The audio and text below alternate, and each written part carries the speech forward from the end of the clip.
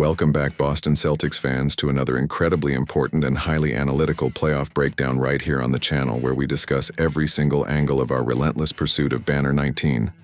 We are skipping the long introductions today and diving straight into the absolute masterpiece that we all just proudly witnessed at the legendary TD Garden on Sunday afternoon. There probably could not have been a much more ideal and picture-perfect start to the Boston Celtics postseason run this year.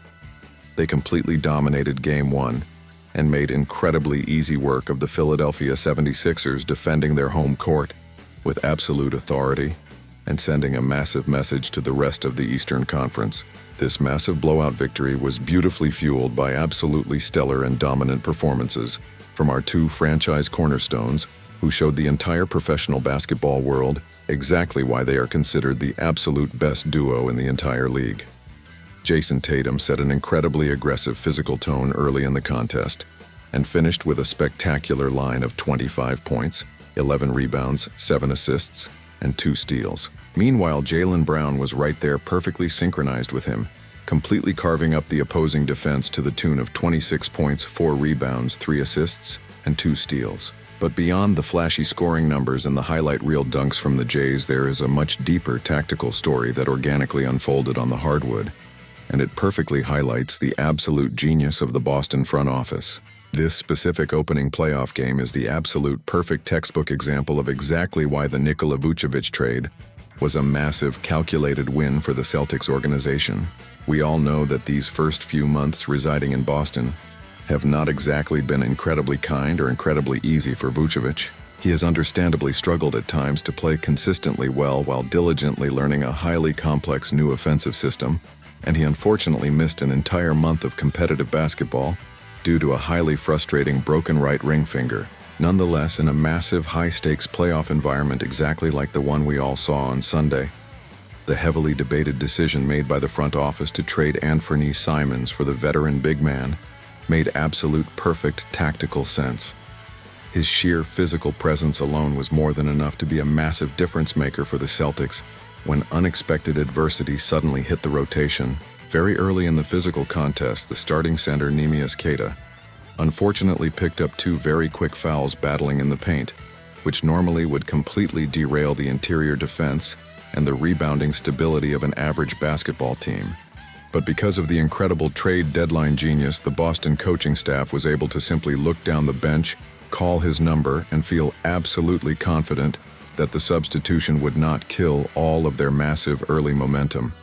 And the depth chart brilliance absolutely did not just stop there, when the 35-year-old Vucevic eventually picked up a second foul of his own. While expertly navigating the highly physical paint, Boston was then able to seamlessly turn to Luka Garza, who has proven time and time again to be an incredibly reliable and highly energetic scoring option all season long. This specific luxury scenario is exactly what elite professional coaches always talk about when they say they are incredibly thankful to have to make tough decisions in their daily rotation regarding players like Vucevic and Garza.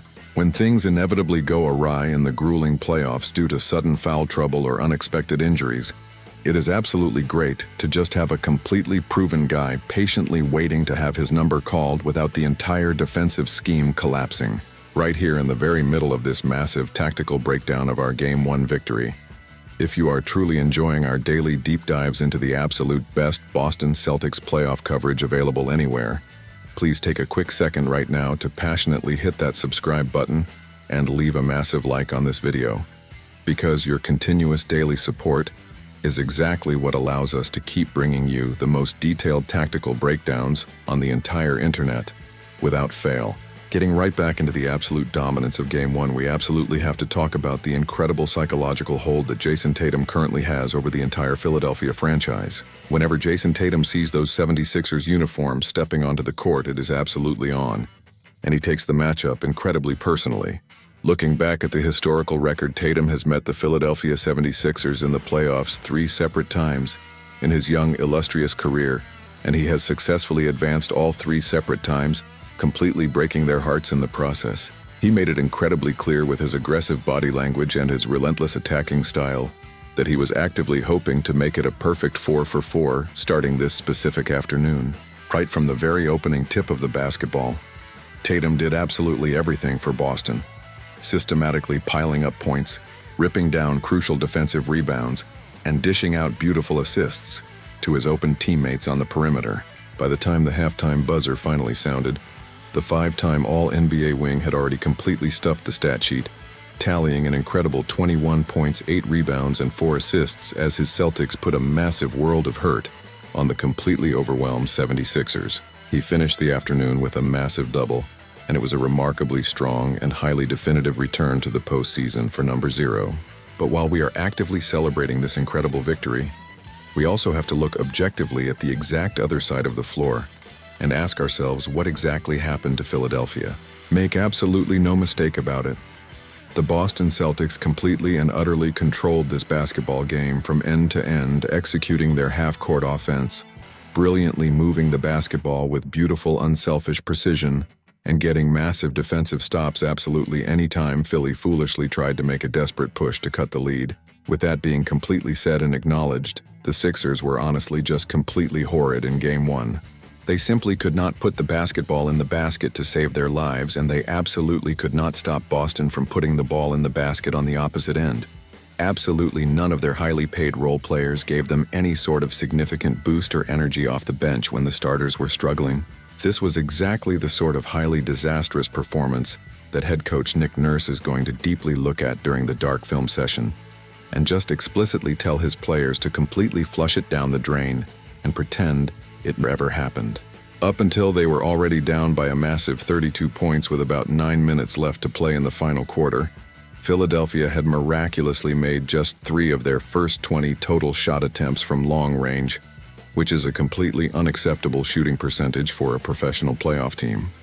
There were probably only 3 total minutes in the entire regulation where they actually looked remotely like a legitimate offensive threat to the Boston defense. But we absolutely cannot get complacent, and we cannot celebrate prematurely.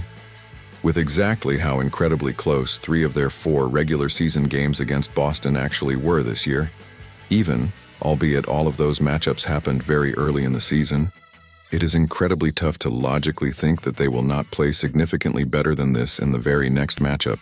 The Boston Celtics must stay highly focused, maintain this incredible defensive intensity, trust their massive front court depth, and be fully prepared for a massive, desperate counterpunch from Philadelphia in Game 2 as we continue our relentless, unstoppable march toward another glorious championship banner.